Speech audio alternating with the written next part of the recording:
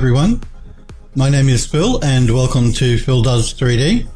I'm a multimedia and 3D artist and I stream on Twitch weekdays from 5 p.m. Pacific time in the United States, 10 a.m. in Australia and 1 a.m. in the UK. Hope you guys are well. I hope you guys in the US enjoyed the solar eclipse yesterday. It's been all over the news again, so it was looking pretty cool. Yeah, it was weird. I was just saying in chat to Sniper Echo that we have our transcoding options back again on my stream.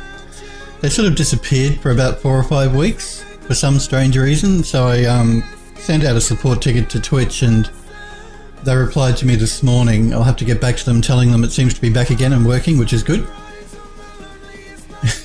You go and get a copy, Sniper. I've got a fresh one here and ready to go. Yeah, so our transcoding options are back, which is good. I'm going to keep an eye on it over the next week or two to make sure they stick and they don't disappear again. It was great that Twitch support got back to me though, and they said if it wasn't back to contact them, and I'll certainly do that if they disappear again, but we'll keep an eye on it over the next couple of weeks to make sure that they stay around, because I'm going to be changing my internet provider in the next 4 to 5 weeks. And as a result of that, I'm going to start streaming at a much higher quality than I am even now. You remember when I started streaming, I was streaming at a certain quality, then I changed my providers, and now I'm streaming at a higher quality. But in 4 or 5 weeks, when the National Broadband Network, they're calling it over here in Australia, gets rolled out to where I live, I'm going to up the quality again. So I wanted to make sure that transcoding options were available for you guys, because if you've only got source quality available, you may find it hard to watch my stream if you can't knock the quality back. So in 4 or 5 weeks, I'm going to be doubling my upload rate and streaming in 1080p as opposed to 720p at the moment. But like I said, hopefully you will, the transcoding will stick to the stream and you'll be able to adjust the quality based on your internet connection. So I don't want to, I don't want to make it so anyone that doesn't have great internet can't watch the stream. I mean, there's no point otherwise. But that won't be for 4 or 5 weeks when I up the quality. So at the moment, I've upped the quality from originally.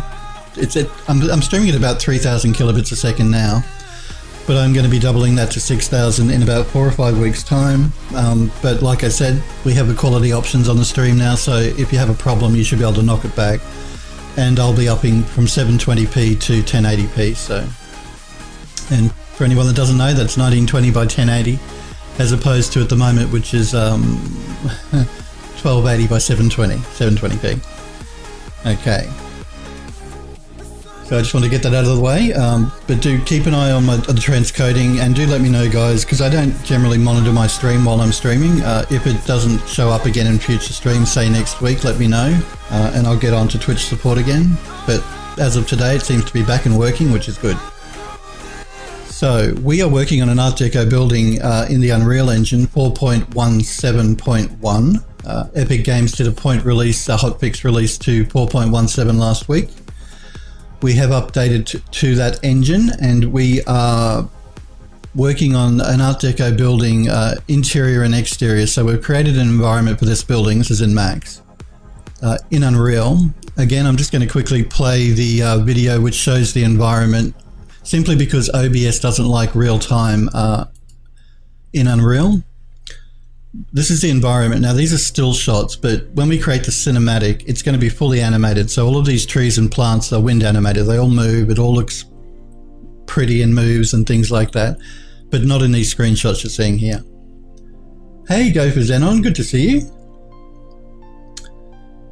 All you guys popping into chat, which is nice to see. Like I say, guys, if you've got any questions, feel free to pop into chat and ask me with regard to 3D. Or anything, I guess. If you just want to pop in and say hi, that's always welcome. If all you want to do is watch though, then that's completely fine. There are a lot of times I watch Twitch streams and don't talk to people on chat, so. Canu, hello, good to see you too. Like I said, it's great to see you guys popping into chat and saying hi. Lets me know that there's somebody out there watching me. Because as I said, I don't monitor my stream while I'm streaming, so So I have no idea who's there or if anyone's there, unless you pop into chat and say hi. So yeah, this is our environment. You regulars that are in chat at the moment will have been getting sick of seeing this video, I'm sure. But we're nearly finished the project. Well, when I say nearly, we're about 3/4 of the way through designing the interior of the building, and then we're just going to do a final pass over the exterior environment before we create our cameras and do our final cinematic. So this is our environment inside of Unreal itself. Again, we do have physics assets set up on our hanging lights and things just to add a bit of movement inside of the building so it doesn't look quite so dead and still. They're not moving here because I can't, like I said, really turn real time on because OBS freaks out. It's something to do with the Unreal Engine and OBS. It has a problem maintaining a steady frame rate if real time is turned on up here. But do trust me, when our final cinematic, we will be, everything will be moving and animated. The same goes with the environment out here. It'll all be fully animated as well. I'll turn real time on just really quickly, although OBS is going to complain, I'm sure of it. We'll just give the wind a minute to pick up there.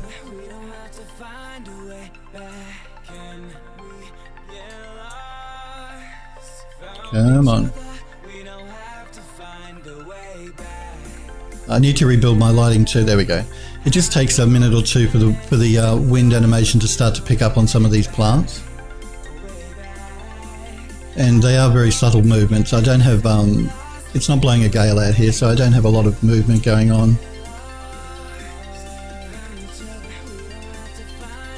But anyway, let's turn that real time back off again so OBS doesn't freak. So yes, we're working on our interior. We were doing some work here on the window box here in the corner on yesterday's stream. We may do a little bit more work on this today simply because that wall in here looks incredibly clean and that's really not natural. Well, not realistic anyway.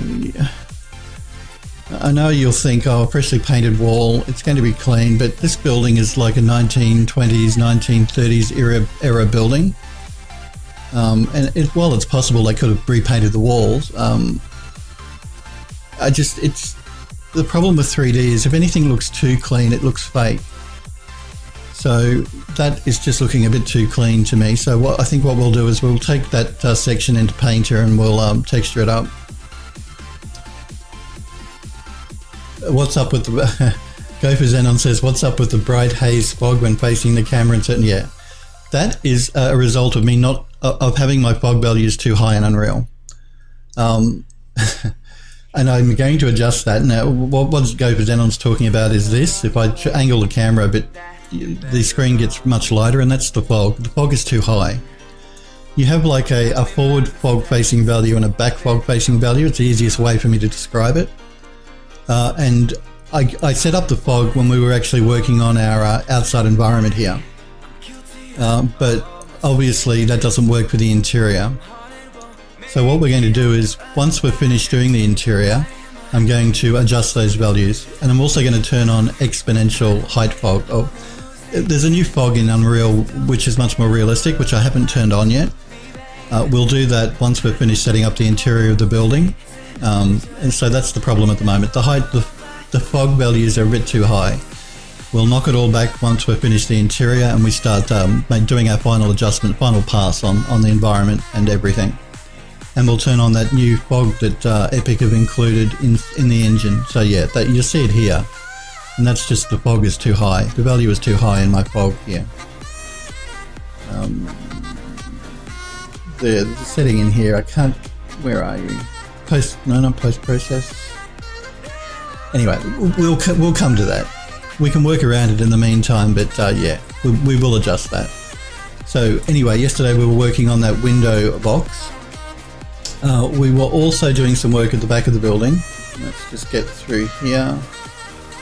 This is the main central room, which is above our stairwell down here. So what our camera will probably end up doing is we're going to come in through this door over here. It'll be open. press cinematic, and then we're going to fly through these gates, which will be open. We'll go up our stairs, probably fly through the middle of the building here, and then go into that side corridor. We'll come back around, well, not in there, before we fly through the rest of the building. We're still working on this room here. Like you see, I haven't done the floors for the sides of this room, which we probably will tackle today, as well as the floors for the stairwell. And yesterday we were also adding some decorative ironwork at the back of the building here. Now, the back here looks quite dark simply because I have not really been working on this part of the building yet, and we have no lights here. So that's the reason everything looks really murky, black and dark. We've got no lighting going on inside the building. We'll tackle that soon because we're coming to the back of the building now. Again, what we're going to be doing is I am going to be placing furniture inside the building, but not until we're finished actually placing all the rest of the wall panels and things like that inside. So once we place all the rest of the assets for the wall panels and all that type of thing, the floors, then we're going to start putting plants and furniture inside the building.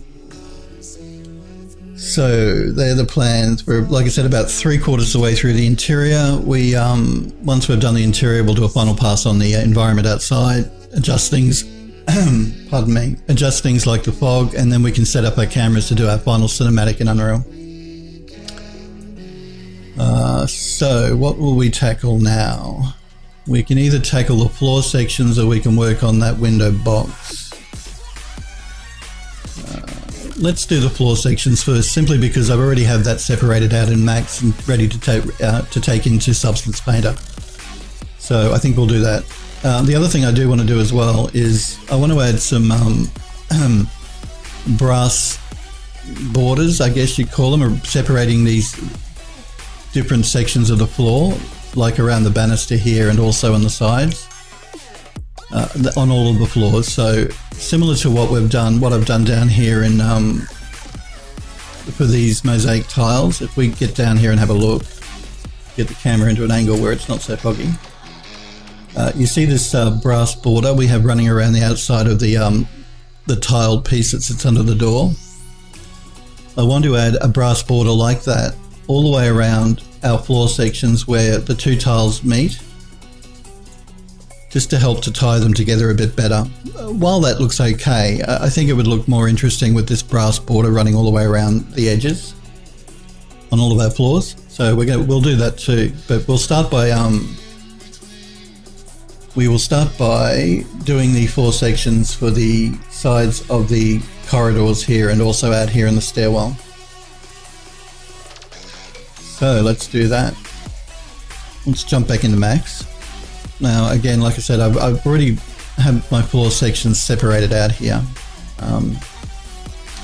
Maybe if we jump into the top viewport it might be easier. So these are the two side sections in that main room. This is the stairwell on the right hand side, and this is this small landing on the left hand side of the stairwell. Let's start with the side floors, I think. So I'm just going to left hall floor is what we're calling that one. Let's export that so I can take it into Substance Painter. And again, I like to put everything in its own folder because it just helps to keep everything nice and neat for me when I need to load it up later on. So we'll create a new folder. I do have a main room floor folder, but we'll make a new one. We'll call this one, we'll just call it Assorted Floors. That should be easy to find.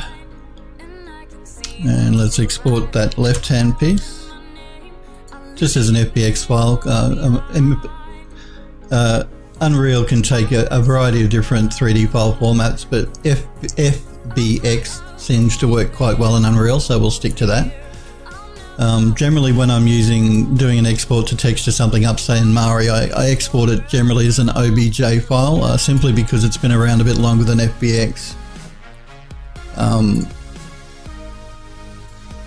and I find that it works quite well. You can use FBX in Mari now as well, though it imports an FBX file too. But I generally prefer to use OBJ. And let's export the right hand side floor.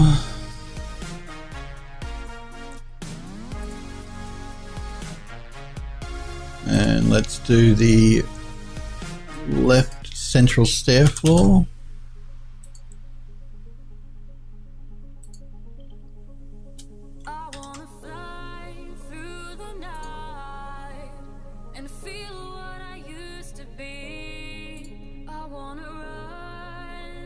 And we'll do the final right central stair floor.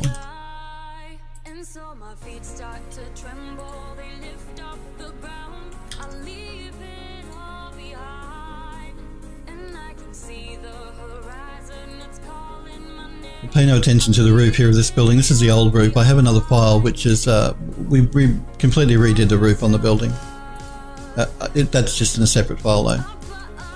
Alright, let's jump into Substance Painter and create a new project.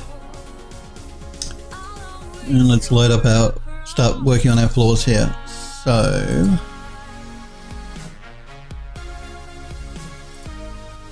left central stair, we'll do the left hall floor first, I think.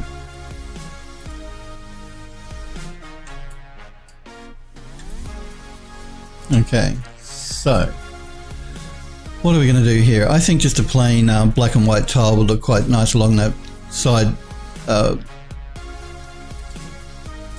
these side floors. So because we're using this black and white tile here around the stairwell, and I want to try and keep some consistency in my in the design of the building. So I don't want to again go mixing and matching 100 different types of different textures together, because it's really going to start to look weird.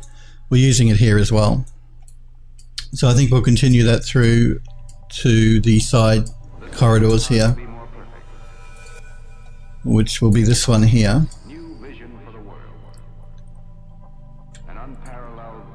Now I'm just going to make some adjustments to the UVs. I'm going to get rid of that blank layer that Substance creates by default when you bring in a new project. Now let's play with our UVs a bit. I'm going to unlock it so I can adjust them individually. Well, we don't want that. Now we could go with a larger tile like that. Let's just jump back into Unreal.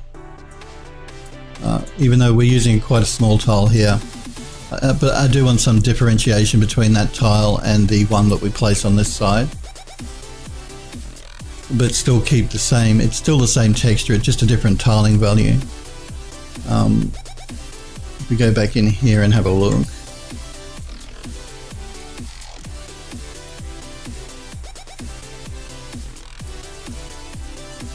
now that's okay. We'll try that. If it doesn't work, we can always come back into Substance and re-export the texture. It's that's one of the great things about using Substance Painter. It's easy to make changes on the fly as you're working, if you find that what you've done you don't quite like. I'm just going to look at the options we have for this substance itself to see if we can make any variation to it. Now we have a value here called missing tiles, and this is another great thing about algorithmic and Substance Painter is you can create substances that you can vary up quite a bit depending on the designer that created it. And they have one here called missing tiles. If I start pulling that up, you see what it's done. It's removed some of the tiles from the actual floor itself.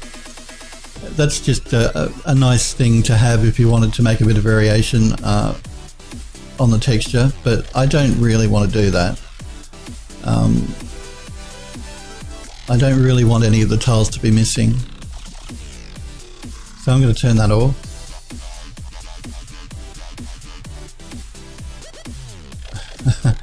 I changed my tile density, I think. Yeah, I did. Right. Let's just get that back a bit more.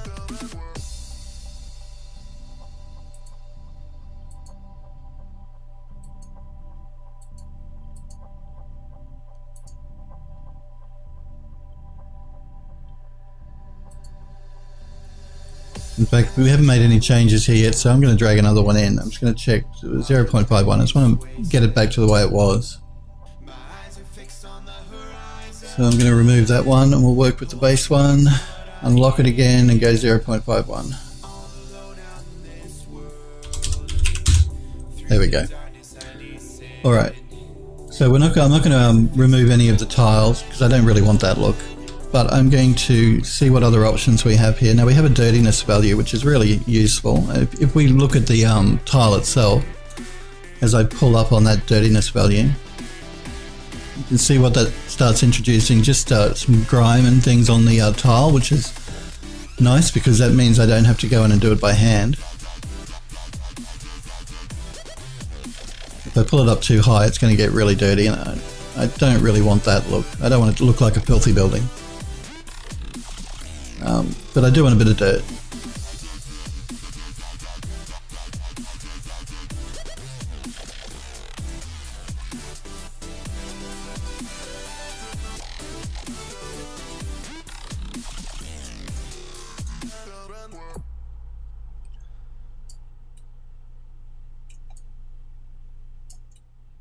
May pull it back just a little bit.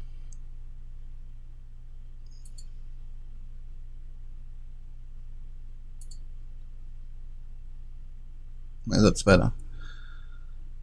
And disparities, which I'm assuming is just sort of like a bit of variation in the tile itself. We'll pull that up and see what it's doing.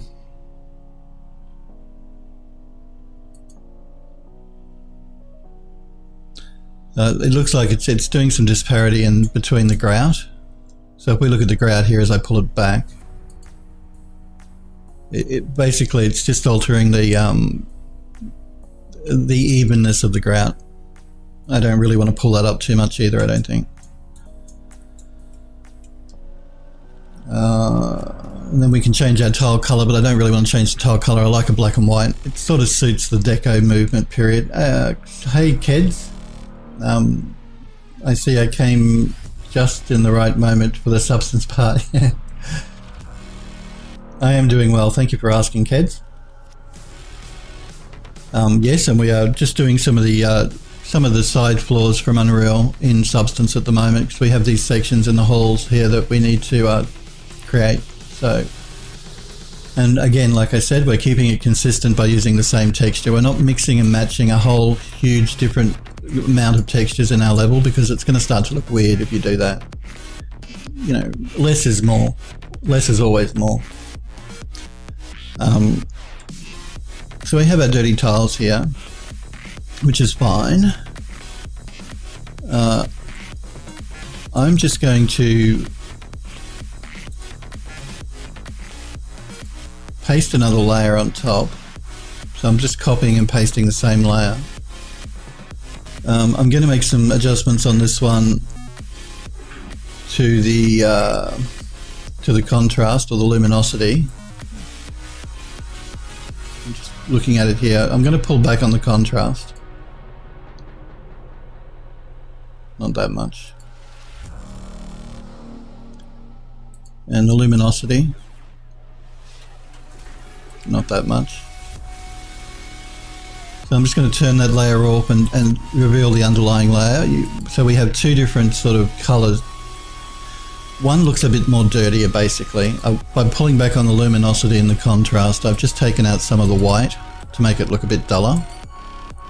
What I'm going to do here is I'm going to add a white mask. There we go. And grab a brush. And I really like these dirt brushes because they work quite well. I'm going to make it quite large. And now I'm just going to start to paint through the middle, not directly along a line, but just sort of here and there along the middle.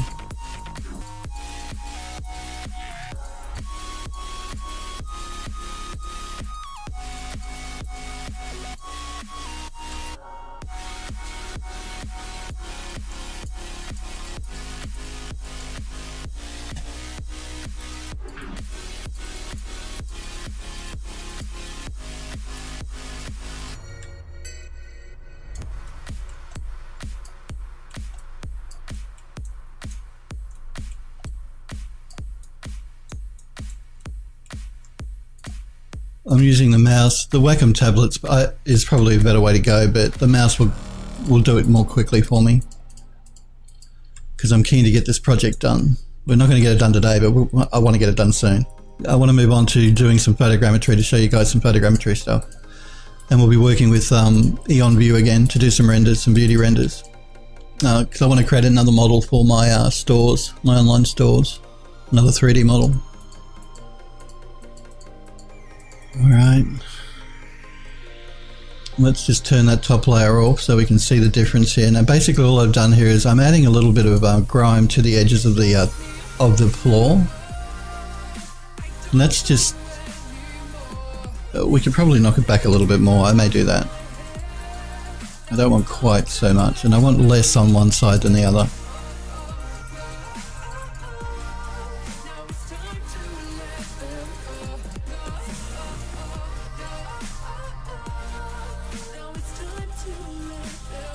That's a bit better.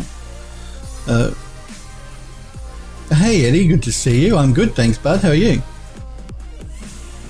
It's good to see you guys, and it's good that you're popping into chat and saying hi. Like I said, it lets me know you guys are there and I'm not talking to myself. You're good? That's good to hear, Eddie. Do remember too, you have the option here of pulling back on the actual, like Photoshop, you've got a value here between 0 and 100 that you can pull up or pull down on the layer. So I think that's a little bit too dirty, so I'm just going to pull back on it just a little bit.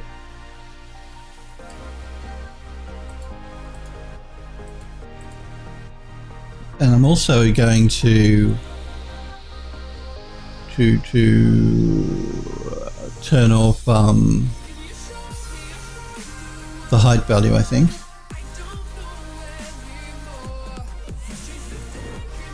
Yeah, and I'm doing that because if I look at the tiles over here, if I zoom in a bit here, what it's doing is because we have the same texture used twice, it's multiplying, doubling up on the height value, the normal value, all of that sort of thing, and it's making it too high, too rough.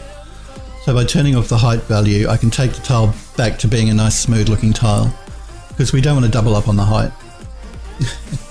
Eddie says, my cat wants to see what I'm doing. How old is your cat? I have a soft spot for cats. I'm more of a cat person than a dog person, you know. And we did have a cat that she was about, I think she was about 21 or 22 when she died. She was quite old. She died about 12 months ago, which was a bit upsetting, but she had a good life, so. And I can't bring myself to get another one because it's too upsetting when they die. So yes, I do like cats. No, that's all right. I mean, she lived to be nearly 22 years old. That's 22 Earth years, not cat dog years.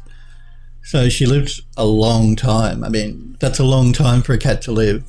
And we got her from when she was just a tiny little kitten, so it was very sad. They do have great personalities. Dogs have nice personalities too, but cats are a bit more subdued than a dog, and I live in an apartment, a 3-story apartment, but an apartment.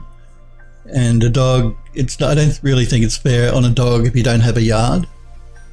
So I opted for a cat instead. And she had 3 levels, and on the top of the apartment there's a rooftop terrace, so if she wanted to go and lie in the sun, she could always go up to the roof, so she had a good life. And she lived to be 22, so. How old is your cat, Eddie? All right, and that's okay. Now we've just added some dirt to our floor here. What I'm going to do here is I'm going to create a smart material. Now a smart material in Substance Painter will allow me to reuse this material for the other side of the floor without having to make all those adjustments again by hand. Your cat's 4 years old? Cool. You can't post a link in chat, unfortunately, Eddie. Only subscribers can post a link in chat. You can post a link on the Phil Does 3D server if you want to either install the Twitch desktop app or go there via the browser. Yeah, I mean, I'd love to see it. Love to see a picture of the cat. If you want to, you've got a couple of options. You can email it to me at phil@phildoes3d.com, or you can join the Phil Does 3D server on the Twitch desktop app, and because you can post links if you're not a subscriber in the Twitch desktop app on the Phil Does 3D server. And to get an invite for that server, I'll just pop it into chat now, just for anyone that's curious. You click that link and join the server, and in the general chat of the server you can post a pic, and then I can pull it on screen and show people that way. But yeah, I have to offer my subs something unique to them, so unfortunately if you aren't a sub you can't post in Twitch chat any links. Sorry guys. But I set up the Phil Does 3D server so because I want to see the work that you guys are doing, and I understand that not everyone wants to sub to a channel or can sub to a channel. So I set up the Phil Does 3D server so that those people that don't want to sub and just want to follow can still post a link and show me their work that way. Keds says cats are more self-centered compared to dogs. Well, they're more independent. I wouldn't call them self-centered. But when a cat loves you, it really means that they do love you. Oh, you've got one too, Keds. And Ked says that he's got one and he's a piece of work. Annabelle, which was my cat's name, was a girl. She'd been neutered, spayed or whatever you call it now, so she couldn't have kittens, but she was a girl. I know boy cats tend to be a lot more independent. Yeah, I don't know. They certainly show love. Animals in general really show love to their owners. You can see it. So anyone that says that animals aren't intelligent, I call crap. Animals are really intelligent. And my cat understood a lot more than people give her credit for. She really did. I'm sure of it. I'm convinced of it. It's not projection. I'm sure she understood a lot of what I used to say. Keds says that he meant they're a lot more independent. Yeah, they are. They're more independent than a dog. A dog can show love and affection as much as a cat, but a cat, I don't know, there's just something about a cat's personality that really appeals to me. They're very, I won't say reserved with their love. They show love just as much as a dog does. They just don't get crazy out of control like a dog does sometimes when they're showing love, if you guys know what I mean.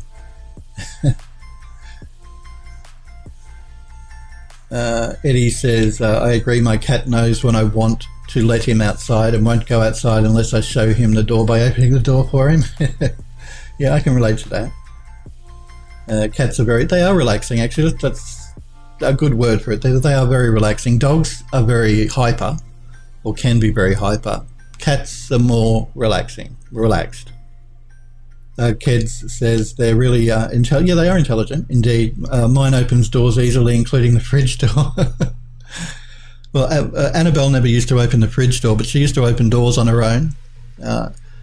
And we have sliding doors for some of the rooms in the apartment. And she used to, and there's about a gap about that big underneath of them. So whenever you were in a room and she couldn't get to you, she used to like sticking her paws under the door and going like that and she could get the door open by doing that, by putting her paws under the door and going like this, she could push the sliding door open. So yeah, they're intelligent animals. They really are. Much more intelligent than people give them credit for. All animals, that goes for all animals, not just cats or dogs.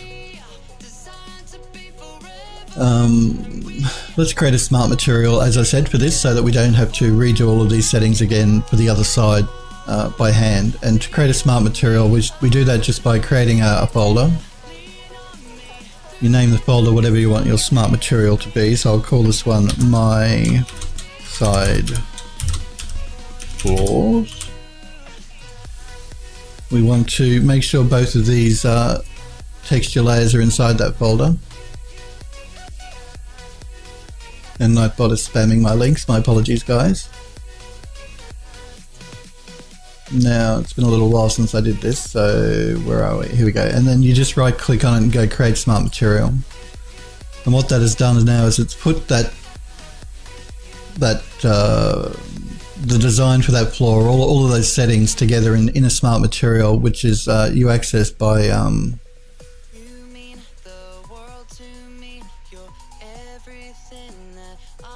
clicking that link up there. And if we look through our list here, it's a bit hard to see because they're so small here. You can't really change the size, unfortunately. But it will have set up something called My Side Floors. Yeah. So now we can easily reuse that specific substance design texture on other objects. So before we do that, let's export this so we can bring it into Unreal. So I'm going to export the textures, make sure my folder is selected.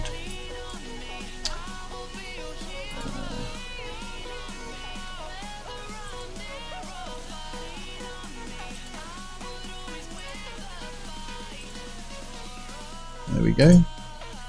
Just before I export it though, I don't want this texture name. So I'm going to change the texture names. We'll call this one left side floor, I think it is.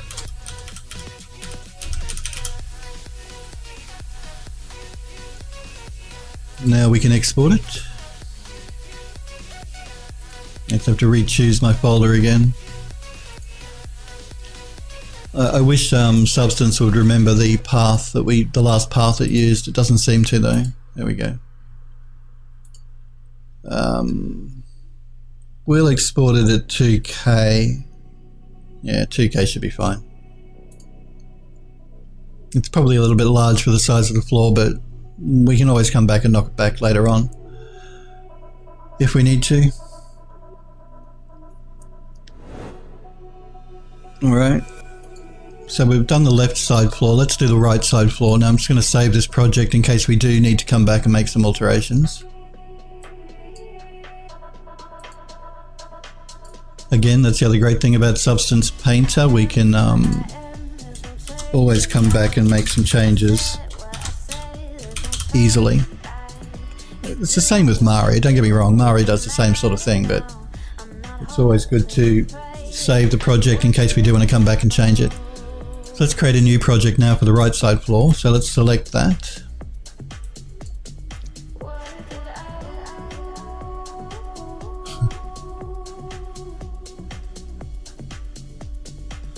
I meant to call it right whole floor, but I called it floor. That's okay. Alright, now we want this to be pretty much identical to the other side. Now, we could use that one floor piece for the other side, but the hall on the other side is slightly wider on one side than the other, which would mean we'd have to scale the floor up slightly to fit the room.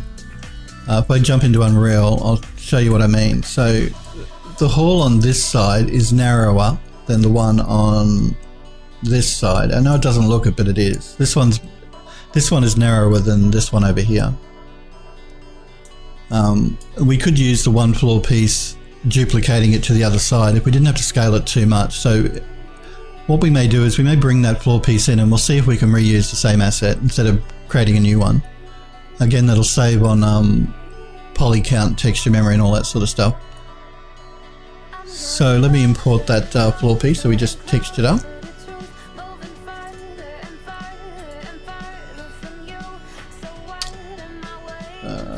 What do we call it? The left whole floor, I think that was the one that we brought in. I'm just going to check this as well because I updated the engine, and I always make changes to these settings. But when you do an upgrade on the version, a major upgrade from 4.16 to 4.17, it defaults back to the way it was.